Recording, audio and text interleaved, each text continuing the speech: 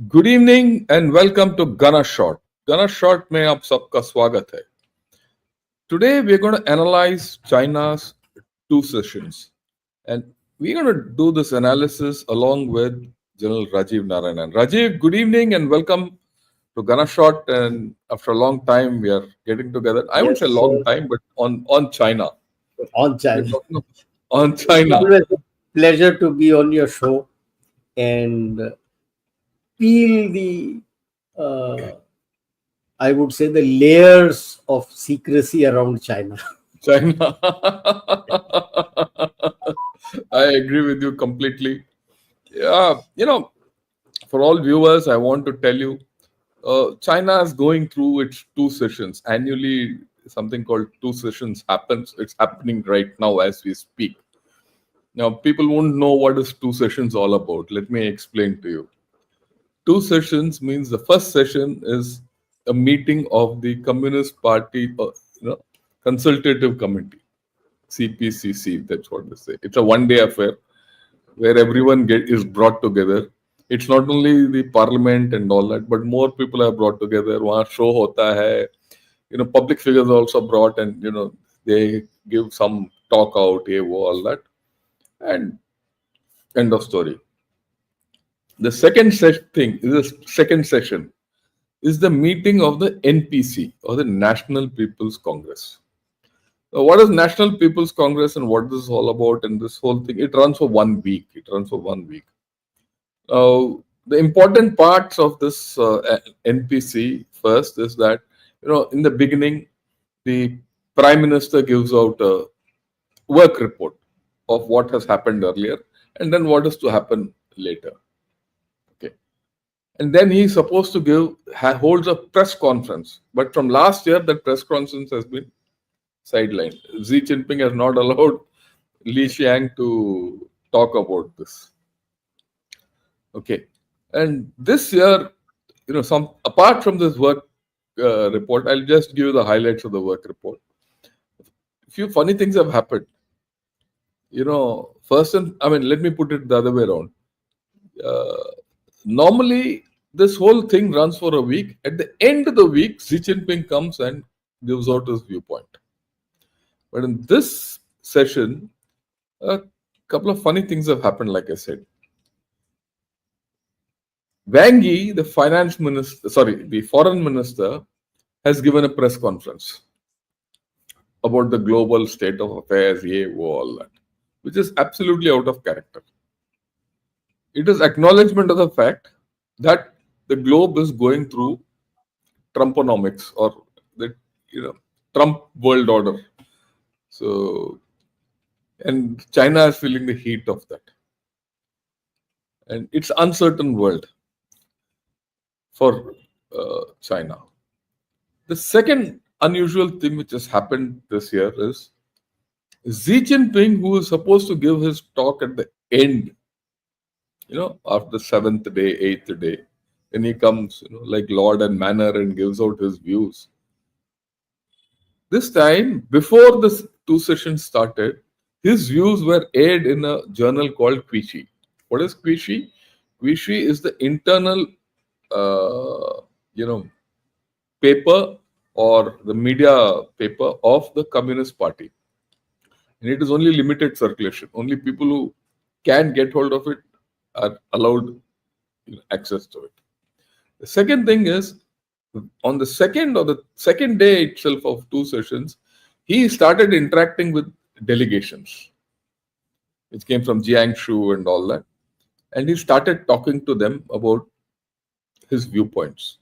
So his viewpoints were almost put in place along with Li Qiang's annual work report and followed immediately by Wang Yi's interaction with the press on external affairs.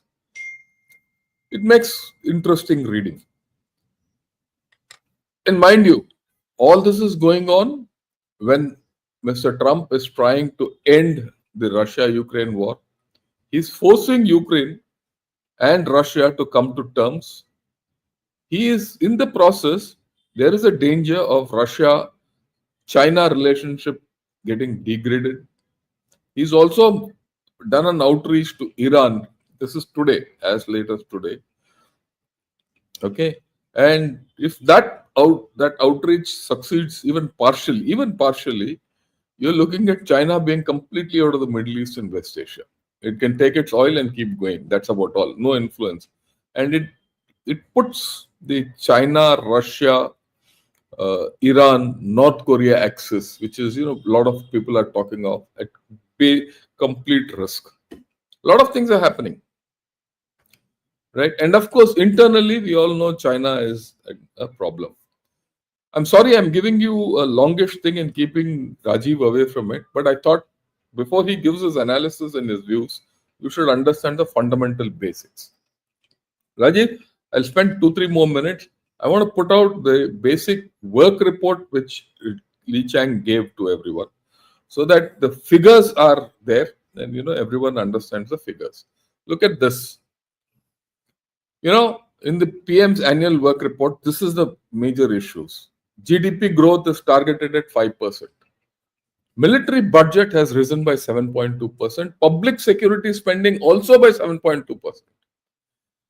They have outlined some measures to stabilize the real estate market.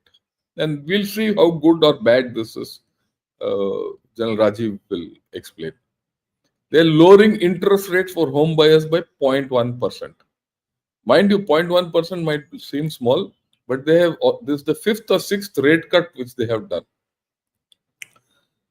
They want to deepen reforms, remove market barriers, and boost private sector growth.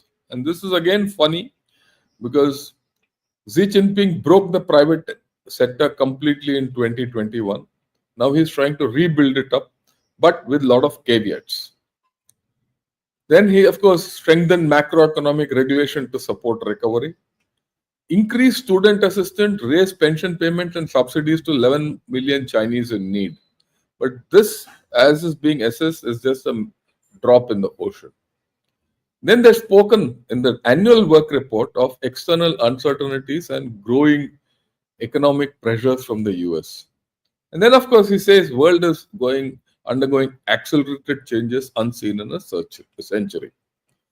I'll invite now Rajiv Narayanan to give his views out on the whole story, and then I'll come back in the end, and I'll actually give you what Xi Jinping has said in QC, certain other parameters, so that then we have a matrix to assess where China is heading. With this, Rajiv, all yours. Please take on. So the first is, I will take the last point which you gave.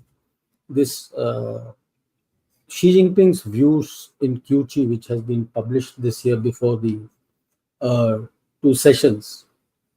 That is actually a repeat of the speech that he gave in November 2023. Yeah, now that you said it, these are the points. People can keep reading it, and you can talk. Yeah. Go ahead. Now, basic issue is that this was in November 2023. In a way, what the present report that Li Qiang has given and what he has spoken about what he is going to do in the future essentially means more of yesterday. He has not changed his views. We all know the crashing economy, and this he told in 2023 is not changing. My assessment is there are 8 major points. I'll we'll talk. Bring it down to 8 key takeaways from the what Li Qiang has said they will do. First and foremost, he said is the state is going to expand fiscal spending. And one he's talking of the same thing, treasury bonds. Now he's talking of ultra long treasury bonds, both center and state. State, if you remember during our discussion on this was also known as local government financial vehicles, LGFVs, with the same bonds. The question comes up, who's going to buy? Who has the money? How will you buy? And is this the way you're trying to cozy up to the private sector? But when he says fiscal spending, I link it to the last point about jobs and combine the two and explain where the problem is going to lie. Now he says that foreign investment, or what we call FDI, is going to be encouraged. Who will come? Who has the money and who will come to invest in China, which is failing? And they continue to follow that, because the essence of the talk in 2023 was not to follow the Western model and to have the economic model with Chinese characteristics. Now, the economic model with Chinese characteristics has collapsed. Everything has collapsed, but you're still following the same thing. If somebody by mistake comes in for FDI, are you going to force him to buy that ultra long security bonds? How are you going to manage? It's one thing to say, it's another thing to get the money. The banks themselves are having a very big issue on liquidity. They have hold a lot of non-performing assets, NPAs. And the point third is what General Shankar had mentioned about private enterprises. 21, 22, you just destroyed them. Jack Ma was everywhere, going to the vegetable shop, teaching in a school. And now you want them to say that you will support them. Support them with what? You have squeezed all the money out of them. You call it a talk of legitimate rights to be protected. Now, who decides what is legitimate and what are their rights? That has already been laid down by Xi Jinping. Are you going to squeeze them further and say, now take your personal money and start buying these bonds? He will need these bonds for the spending. That is why the bonds are being done. When he says expand fiscal spending, these bonds he wants people to buy to have money to do what? I'll come a little while later. Now he talks of future industries, high tech, IoT, AI, but there's no mention of quantum. That's surprising.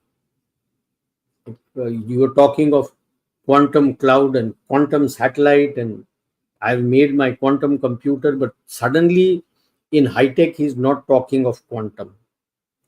Hong Kong, Macau, special attention, and it looks as if they want to use it as a front to circumvent various sanctions that Trump might bring in. But they forget that Trump is already mulling over looking at both Hong Kong and Macau as PRC and removing all the special benefits that they get. Now, if that happens, then I wonder what will happen to Hong Kong and Macau. And Hong Kong, he is openly saying that they will permit the local people to run it whichever way they want to. You burnt it to ground and did everything. Hong Kong used to be the best performing province. You destroyed that province. And why am I saying as a front? Because he's now telling the provinces which have done well to start investing there and start making there, which is very clear that he wants to use it as a front to cover up for sanctions.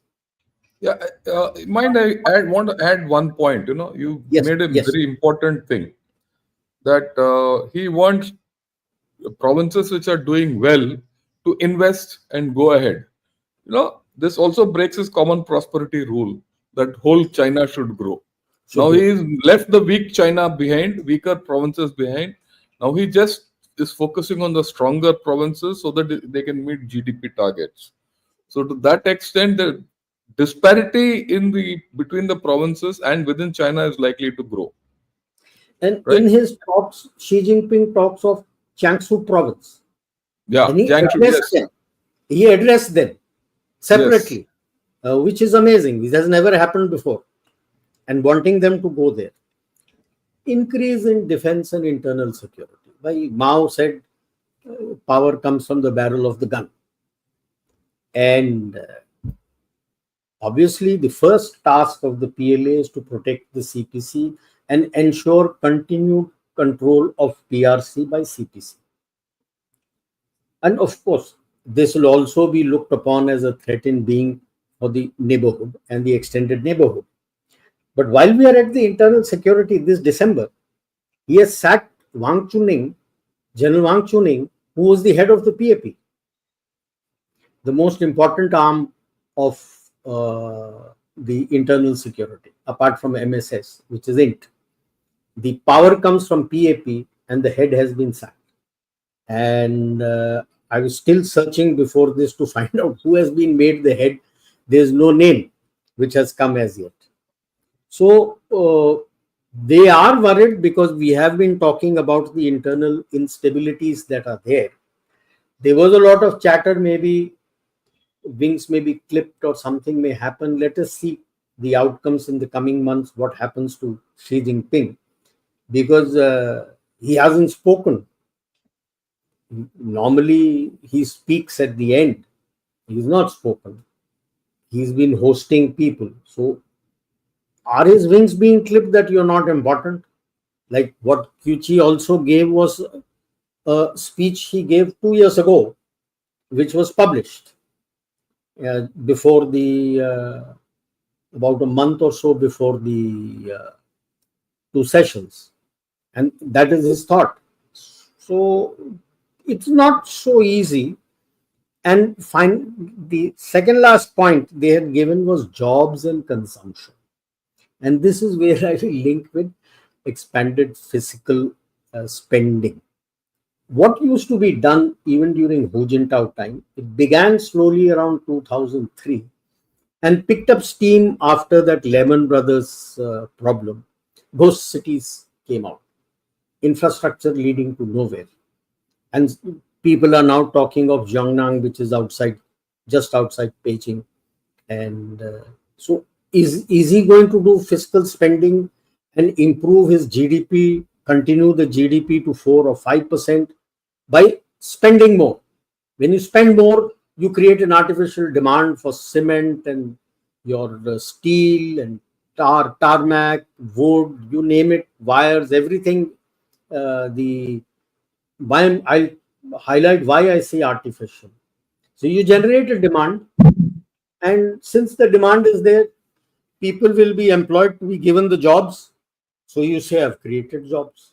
He's targeting 12 million jobs. Good luck to him. And since he has the money, he hopes that they will go and buy something, so the consumption percentages will increase. But at the end result would be what? Would he achieve anything? The whole collapse took place because of this. And I'm surprised here, there is no mention of BRI anywhere. It has been enshrined in their constitution since 2018 that is meant for the economic growth of China. And here you're struggling for your economic growth. There's no mention of BRI. I list out a few of these ghost cities which have come up. The Chengong district outside Kunming, that is, by the way, the largest ghost city in Asia. Massive. Nobody lives there. Lanchao new area. They leveled mountains to create this. Lanchao, Sichuan area is in a mountainous area. They leveled the mountains. There's no water. They didn't realize. जो अपना मोहम्मद बिन तुगलक ने किया था, getting people to Daulatabad and back. There's no water.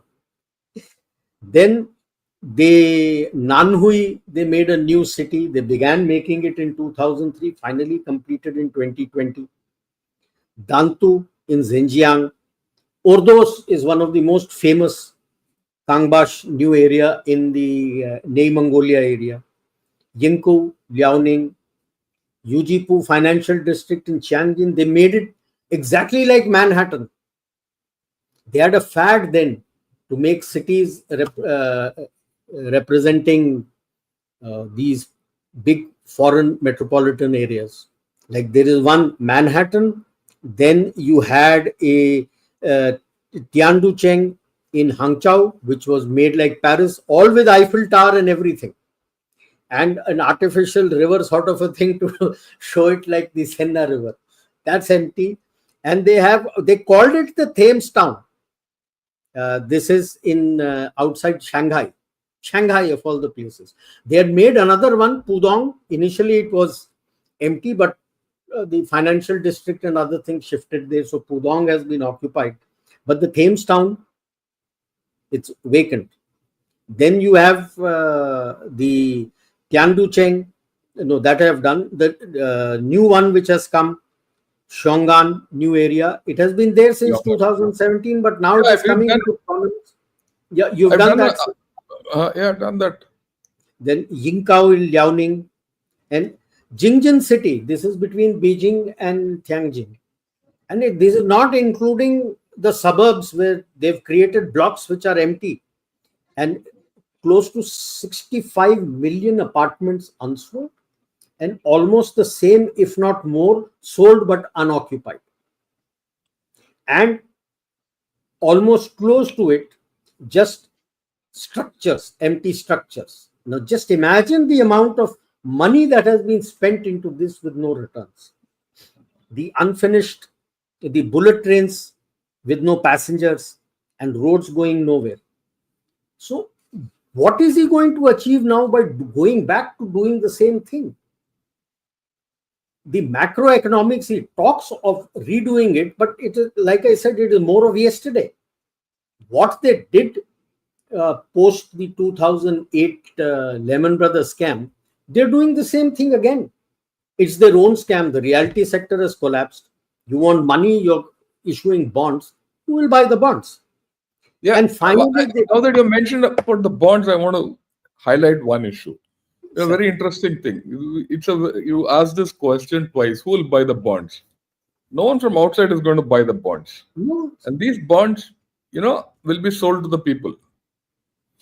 Ultimately, it will be sold to the people. People will buy it because whatever people have money, they're lying in the banks or whatever, they're not spending. So people will buy the bonds. Once people will buy the bonds, China will spend the people's money. And the bond market in China today is at its lowest in the past 20, 30 years. So people will lose money. People will become poorer. As people will become poorer, their consumption will go down. As simple as that. This is the macroeconomics of the two sessions. correct. He has not done anything different. And Different, yeah. likewise, that's why I highlighted that a 2023 speech verbatim you are publishing it now tells you that you have not learnt anything in those 2 years. Not any learnt anything, and you're doing exactly this. And you're talking of compatriots and international friends. Hello, who's your international friend left? Is there anyone left whom you can call, who can contribute towards you? And who are your compatriots? Compatriots he's talking in Taiwan and neighboring areas. They are traitors. You will look on them as traitors if he is going to work for you. And quite a lot of them have been exposed. So, which compatriot and which international friend he's talking about, he didn't highlight very much in that. So, as I see it, it's going to be a very, very, very rough ride for the people of China.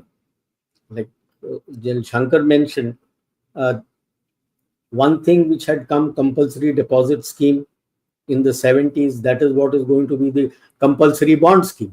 You have money, you buy the bond. And you can't do anything, because even today, if he's going to take out, like I was reading reports and hearing in on X and other places where people managed to send out the videos, they were crying that anything over 1,000 yuan, if he has to take it out, he has to sign a form. From where did he get this money, and why does he want it, and how does he plan to use the money? And the man says, hello, this is my money, this is not the bank doesn't give me money, this is my money, why are you interested in what am I going to do? I might buy a pig, or I might blow it up in a studio, or wherever I go to in a pub. How does it concern you? No, this money is what is going to be sponged off. And I wonder how much of liquidity at the end of the day they will have, when none of the infrastructure is giving him anything. And this, I feel, is a tacit agreement that BRI model has failed to give him anything. There's no mention on these issues at all, that how BRI will help and how they should further the BRI and what all they have to do. neither last year nor this year has seen any mention of how BRI is going to take them forward. And nor has Xi Jinping's speech mentioned anything about that. So, what kind of increased spending are they going to do? One waits to see, because how much of bond money will they still be able to get, and how they are going to work out, because the uh, treasury bond thing is becoming passe, because at the end of, let us say the long term is 10 years, they say at the end of 10 years what do you do? You still have to Is it repay back. how do you repay? How do you repay? Or you will force them to say that you will it will get turned over for the same, Rolled over. you roll it over. Will people agree? Will they be happy with this kind of talk that is going on? So I don't think it's going to be easy ride for anyone in China today, whether it be the Communist Party, whether it be the people.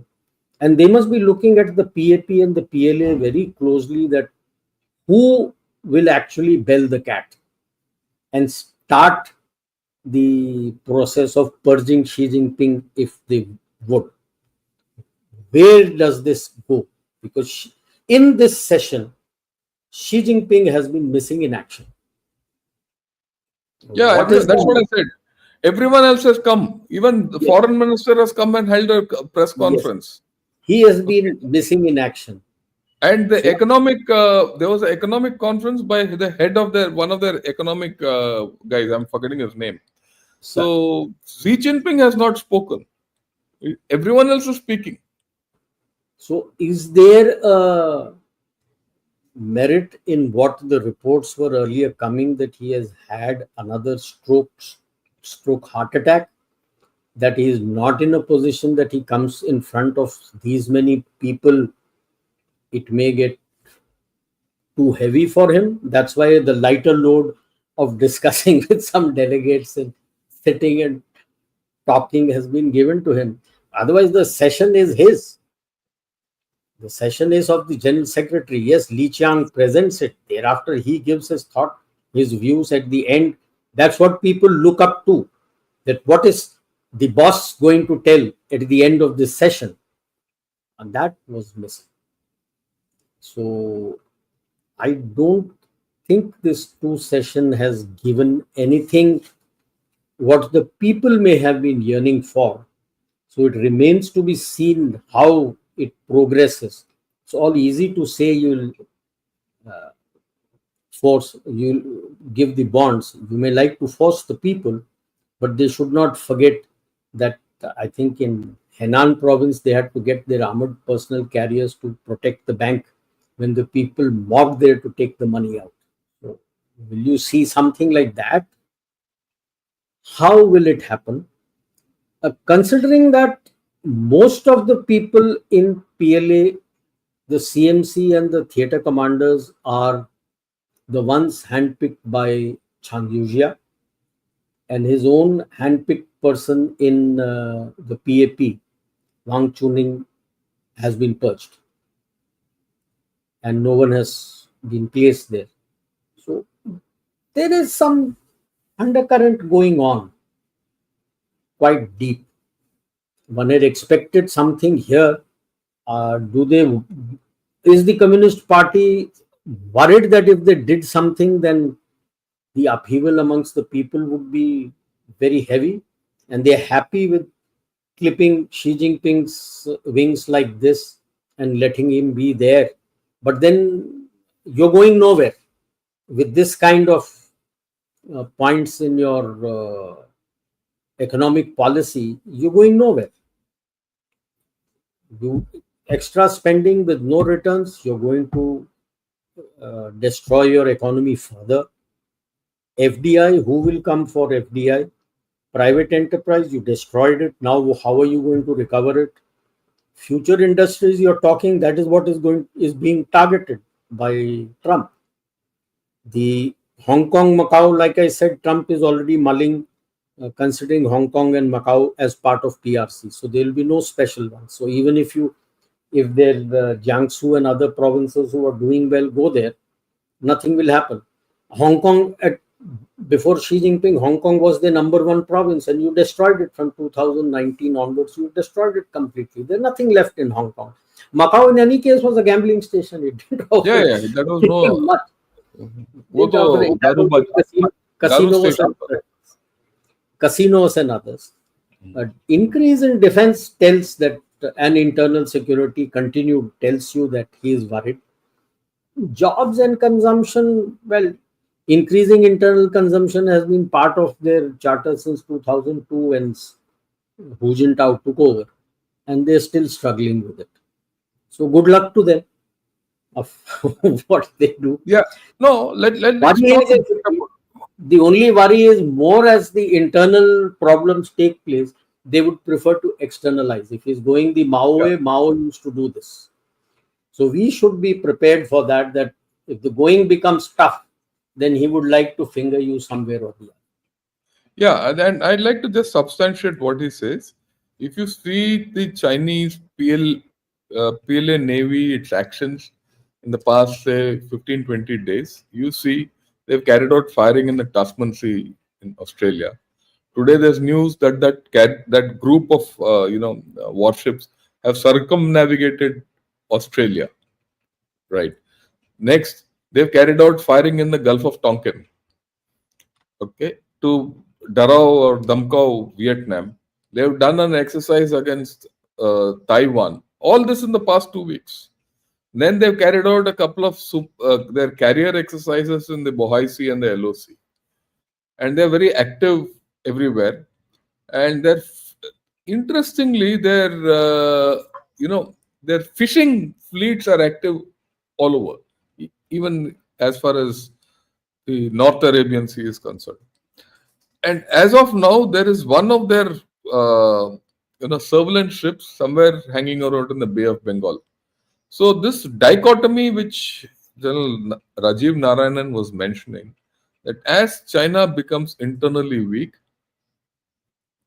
and it is weakening, there's no doubt about it, they will now attempt externalization. Uh, at this point of time, they're not moving anywhere towards us, but they're very active in the Western Pacific.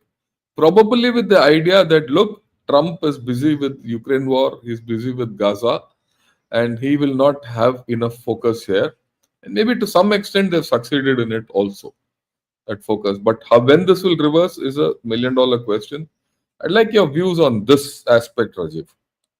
So they would have also factored in the point that Hegseth mentioned Taiwan to increase the defense spending to 10% 10%.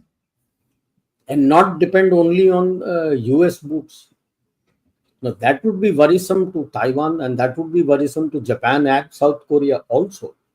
On one breath, Trump talks about rebalancing and shifting boots from Europe to Western Pacific, and on the other side, his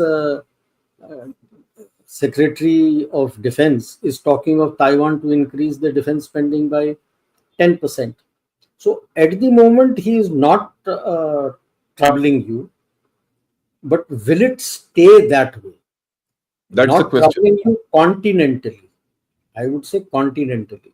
But if he has his illegal fishing going on in the North Indian Ocean, he has his survey ships roaming around in the Bay of Bengal, in the maritime domain, it still becomes a question of concern for us.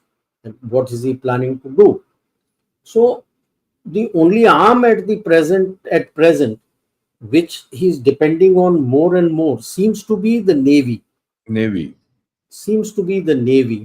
And I wonder if he's putting his Western theater troops into high altitude training, because one of the reasons, I'm not saying that was the only reason, one of the reasons was the increasing loss of troops due to high altitude sickness. Altitude, yeah.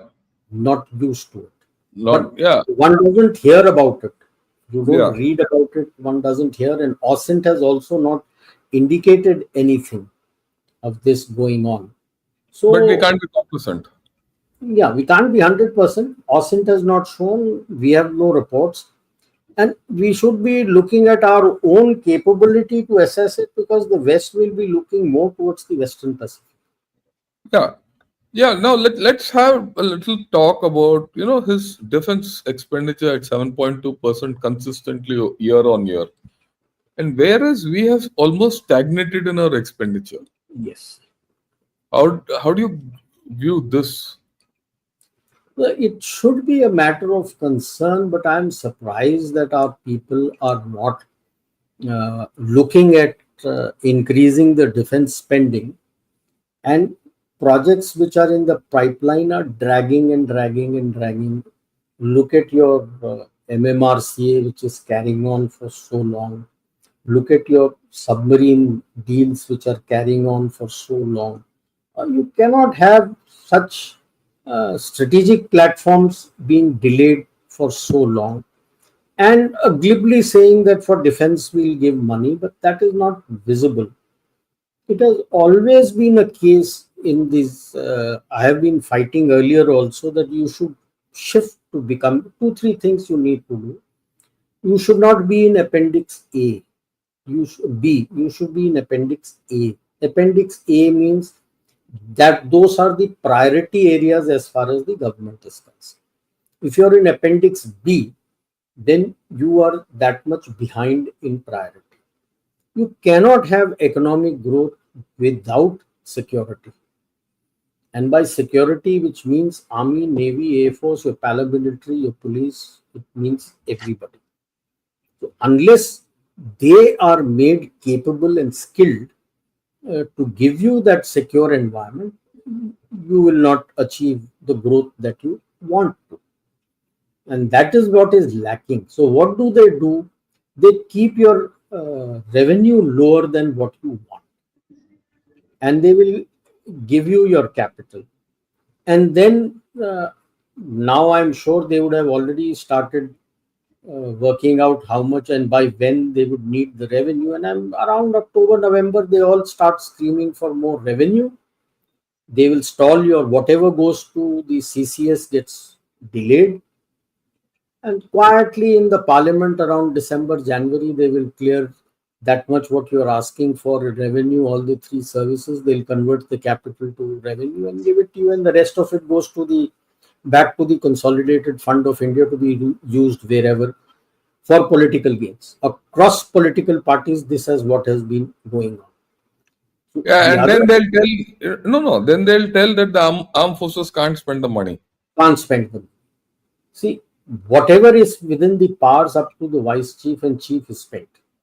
To a certain extent, what is in the powers of the defense minister also gets spent. To a certain extent, what is in the powers of the finance minister gets spent. Not all. What goes to the CCS, just forget it. It's a political decision. Sometimes you don't get to spend even what is in the powers of the finance minister. They will keep sending it back with a fallacy observation, and by the time you keep processing up and down, the time is over. And then they will say, no, we are coming to a financial year closing, we'll look at it next year, maybe April, May, and you know that you will never get your turn. So that is a certain thing. What I have always asked is that the RBI should make a consolidated fund for defense of India, and what is not spent in the capital goes into that. Why do I say so? A lot of platforms that you buy, it doesn't come overnight to you. The same financial year, it doesn't come. It carries on over 3, 4, 5 years. So once you have signed the contract, the payments are also given like yearly, like you pay your EMI. It's called committed liability. Today, the committed liability is 50% of your capital, Capital. what has been given to the capital. Now, the moment you start making this consolidated defense fund, maybe in 4 or 5 years, you will find that a sizable chunk of your committed liability can go from there. Now, the other drawback of Make in India, where while we may point a finger lot at our PSUs, When a committed liability has to be stopped and carried over to the next year, it is the PSU which takes the hit. You cannot do it to a foreign firm. Will they do it to the private firm? I wonder. So these are certain issues which impact your capability building and modernization.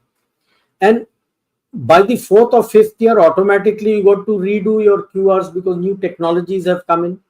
And then comes the famous statement which is leaked out from the MOD to the press that the military can't make up its mind what they want.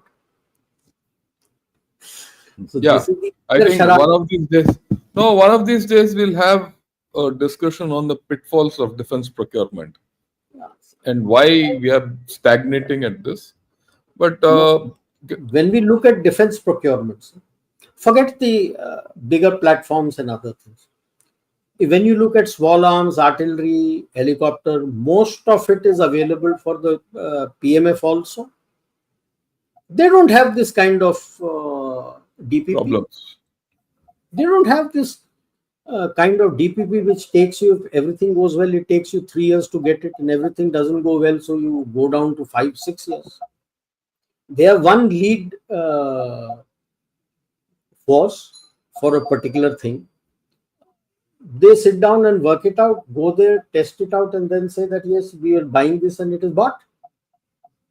So for the same set, like vehicles you have, small arms you have, artillery pieces you have, helicopters from HAL you have, you have one set of procurement procedure for the MHA, and you have a totally different process for the military, which fine, you wanting to do it for ships and aircraft, fighters and all this, tanks, okay, the MHA doesn't have, but what the MHA has, the same set of or the same type of equipment for the defense forces, you should follow the same procedure. Yeah, They don't. I go with you. Okay, getting back to China.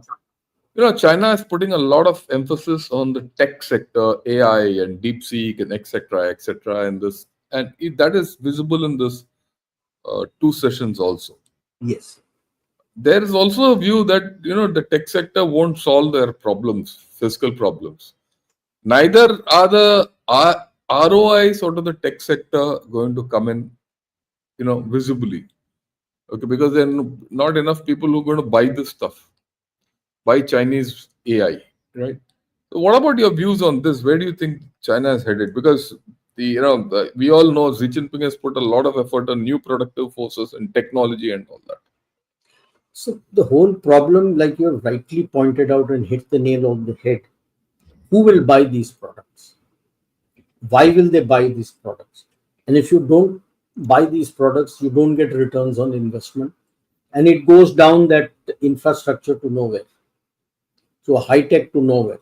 So if he limits it to his own market and a few markets that he can squeeze out, but even the markets that he can squeeze out don't have the money to give him a return on investment.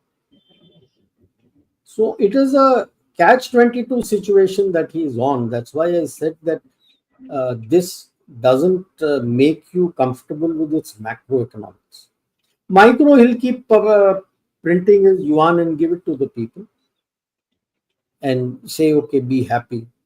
Micro, by spending huge amount of money, which is not going to generate any return on investment, but for that period, he may drag it on, like I'd given about a particular city, Nanhui new city, where he dragged that construction from 2003 to 2020.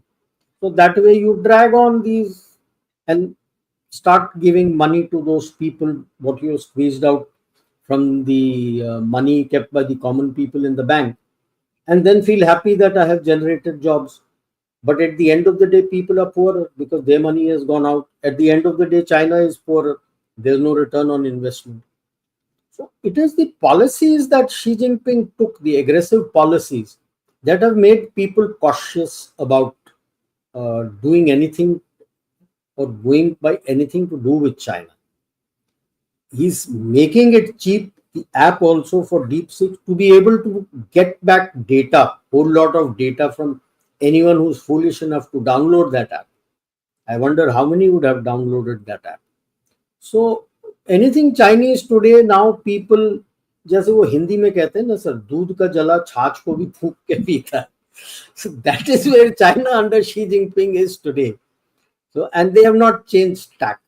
That is my issue. They have not changed tack. So you don't Yeah, change tack. If wind is blowing in an opposite direction, you have not changed tack. Your ship is going nowhere. yeah, that's the point which I wanted to discuss a bit finally. Where is China headed? They're not changing tack. The something else is happening in the world. Trump has come and he's blowing the direction is somewhere else. China has lost its international position in the Middle East. Ukraine-Russia war, it has got no leg to stand on. Increasingly, it is at the risk of losing its other partners also, like North Korea. North Korea also has already almost gone off. And right, internally, it is at a problem. This two sessions doesn't inspire anything. Incidentally, today I heard an analysis of the two sessions. Uh, they say that the stimulus which is likely to be given through these two sessions is also suboptimal because they don't know whether to give the stimulus or not, and because they don't know what Trump will do tomorrow. So if they give the stimulus and Trump does the opposite, the stimulus is gone. If Trump does something and the stimulus goes too late, the stimulus is wasted. So they're in a catch-22 situation. Yeah. Sorry. My only concern is one thing. Why are you going down the bond? If you say that you have $3 trillion in foreign reserves, at least some of the foreign reserve, take it out and add the stimulus that you're saying. There is no word about it. Are we sure that he has $3 trillion, which he keeps yelping about that I have this reserve? If you have the reserve, why not? I'm not saying you take out 3 trillion. I'm not saying you take out 1 trillion. It is half a trillion you put it in. 2.5 trillion is also quite a sizable foreign exchange. But I don't hear of any stimulus that he is going to give. The stimulus he is talking about is long-term bonds. See, yeah, I'm glad you brought this out. The point is the stimulus is almost a fake. It is the end product of the stimulus is China still going down. There'll be a dead cat bounce of some amount of stock market will go up. And if you analyze the Chinese stock markets over a period of time, people who have invested in stocks have lost. People who have invested in property have lost. People who have invested in bonds have lost. So where do people go? People are becoming poorer.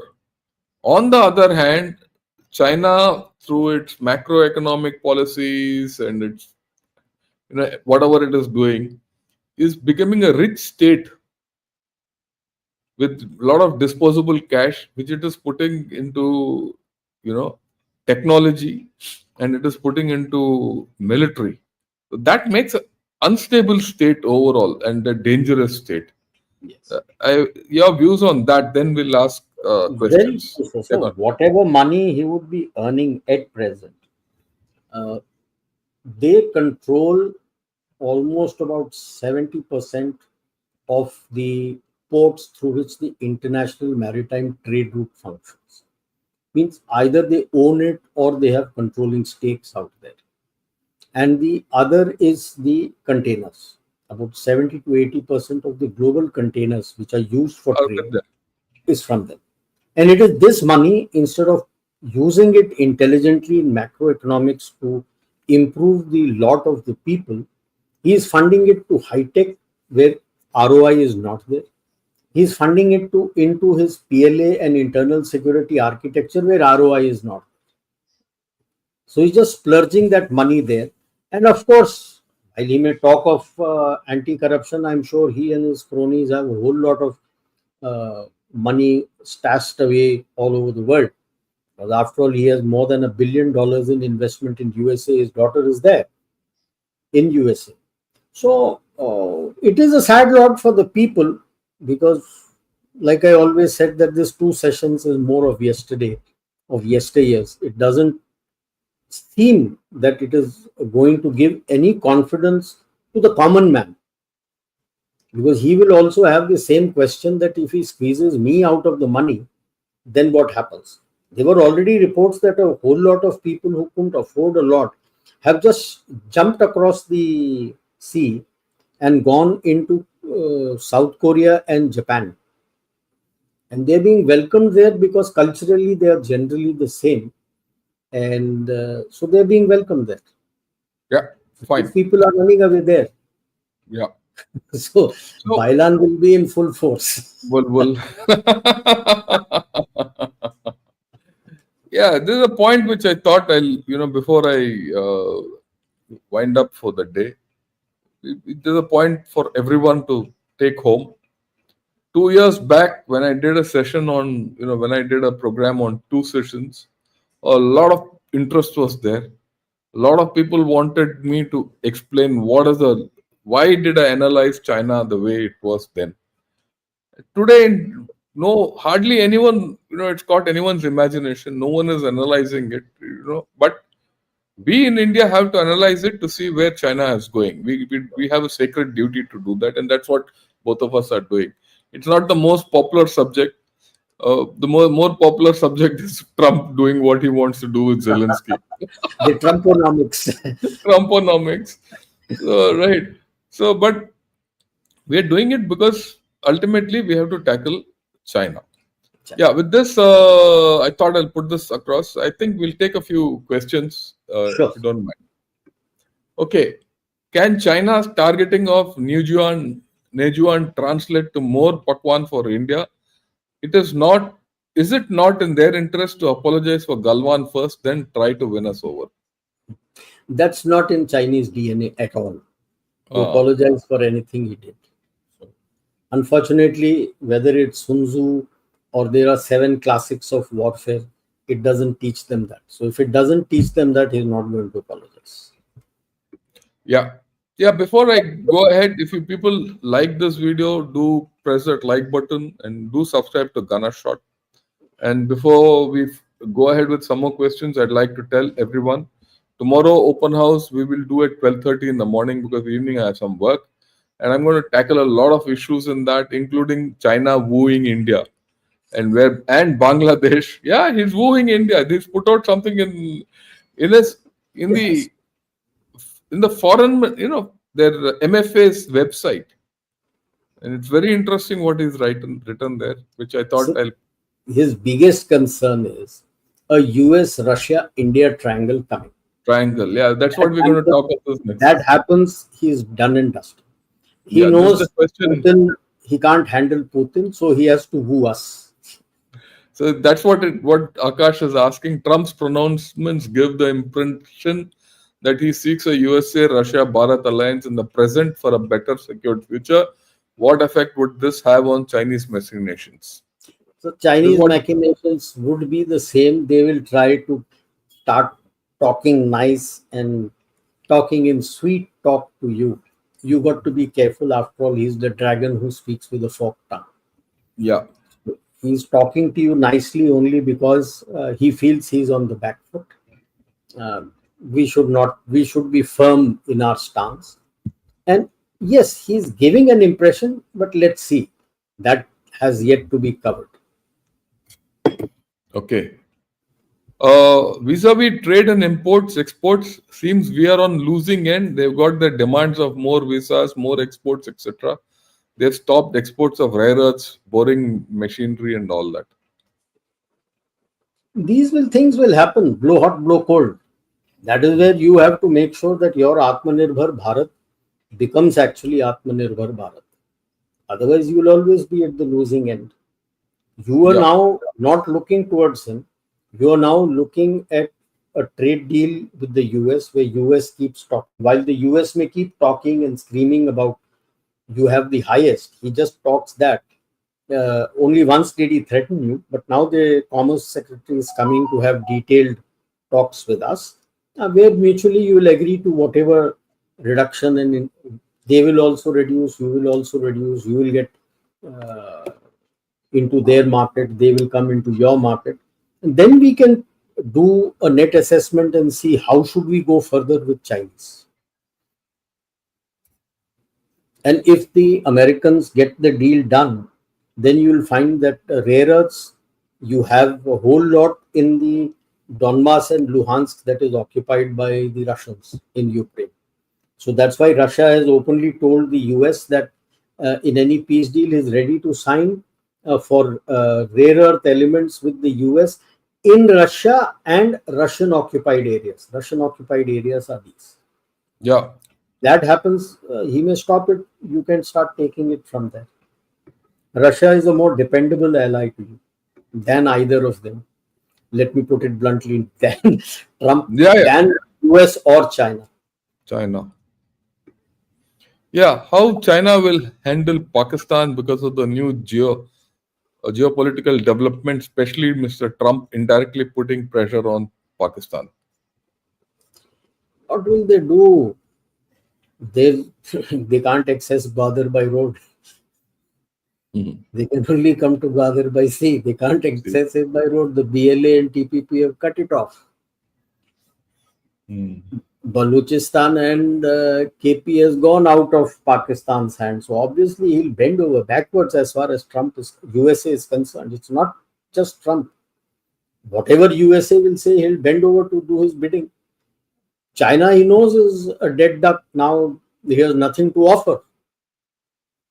So he'll bend over to do whatever. And indirectly, Trump is also putting pressure by, he wants to come back into Bagram. Yeah. That is the pressure he is putting on Afghanistan when he says he return those so many billion equipment. He doesn't want them. He wants a footprint in Bagram, back in Bagram. If that happens, then Pakistan will be really worried. Even China.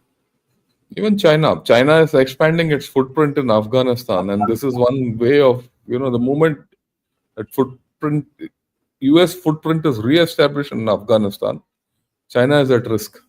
And at the larger perspective is the outreach to Iran for a new nuclear deal. Yeah. Har Har Mahadev to both, sir. Wangi said elephant and dragon can dance together and should forget past. And is this due to tariff warfare declared by POTUS? Another joke of Hindi Chini bye bye. What are your views? Bhaskar, I'm going to do this analysis tomorrow anyway, but we'll hear. All I will say is he's still living in history because India no longer looks at it as an elephant. Yeah. We see ourselves as a tiger. Tiger and dragon don't dance. Yeah. Okay. Yeah. Recently, one of the ex-general Zhao Bo said that he believes that border issue with India will be resolved in next 40 years. What kind of resolutions can come in a span of 40 years? Zero. Zero. 87, almost 40 years. Have you achieved anything? No. He's talking the same language what Tang Xiaoping had spoken to Rajiv Gandhi, that leave it to future generations. We have left it enough. Let them stew in their own pot. They're having their issues within them. Don't even talk to them of the border issue. It will get resolved automatically. Yeah. No, this fellow is a Chinese, very clearly. Or he must be a Pakistani or one of them. He says China has reached Moon and Mars, and these 30 IQ generals are discussing about their tech. Yeah, So, you can laugh your ass off and you can laugh your ass off and go to the moon and Mars, as if reaching moon and Mars is going to provide succor to your Chinese people. yeah. And incidentally, we went to Mars Way 10 before years you. back. Way before you. Our rover is still going around Mars. Ready Chinese buffoons don't even. You may go to moon, Mars, Jupiter, Uranus, Pluto, wherever you want to. Go to the new Andromeda strain also. What does it provide to your people today who are struggling to have Yeah. 2 meals a day? Answer that. Handsome. Yeah. वो handsome नहीं है, छोड़ दो. How do you think it will influence it? उसको positive बोल रहा था आपने, उसका भी कुंडा कर दिया. No, some of these buffoons are, these Chinese buffoons are real idiotic. Anyway, that's okay. That we need to tell them once in a while that they're idiots also. How do you think it will influence the geopolitics if China becomes self-sufficient in semiconductors? Well, he can use semiconductors, but how will he feed these people? That's the bigger problem. Yeah. Self-sufficiency in semiconductors is a long way away. You can steal only that much and not much more. And number two, as they say always, nakal ke liye bhi akal ki zarurat hoती है. Yeah. So you can see the way his aircraft engines are underpowered and everything. Usne nakal kiya tha from the Russians. So how far will it go? And the main issue is fine, he makes the semiconductors, but will his people eat semiconductors for food? Yeah. Money, money, money. Who will buy it? Today, if you say that I'm making this high-tech equipment, are you going to buy it? It's a question of faith and trust. Okay. Why don't Chinese people consume more domestically?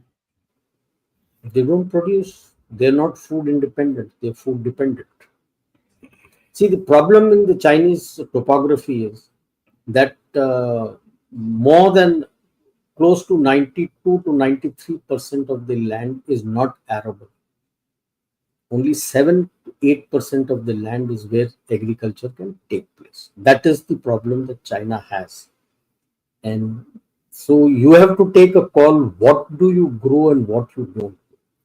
Plus this huge amount of dam, actually why it has become arid is all this making of this huge amount of big dams without due thought that what kind of reservoir and what kind of arable land is going underwater. That is what has brought them to this pass. Only Yeah. country which keeps millions of tons of pork meat as emergency ration, because no meal in China is complete without pork. Yeah. The Chinese will never consume domestically. The domestic consumption will never go up.